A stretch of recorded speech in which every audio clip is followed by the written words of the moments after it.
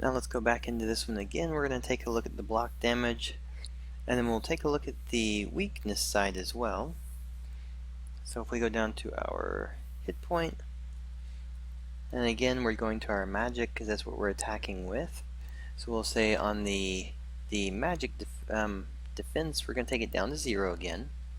Now we're just going to say the weakness of this object has a extra weakness against the bullet that comes out of here. So it's coming out at a 50 in terms of hit point. Well, we can say that it has a weakness of 50%. So we're going to take slider up to 50%. So we're going to say it has a weakness value of 50% with the 50, actually, yeah, we'll do it that way.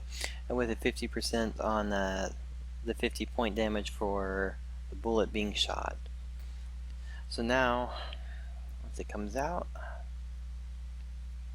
so then we come over, and this time when we shoot it, we're getting a negative 75 because we have a 50 point hit, and then half of that is going to be 25.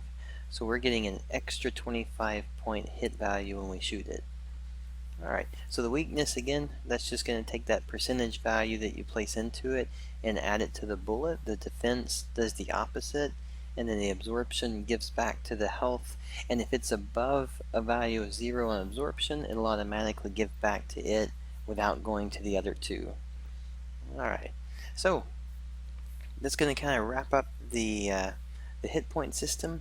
I'll go over one more video with it here in just a second, but just to make sure you kind of get the idea is that the object you have, if it's going to attack, and the same object can be an attacker and defender as well, is going to be setting things up for it on both columns here, and you can run through whichever ones you want and run through whichever type that you want.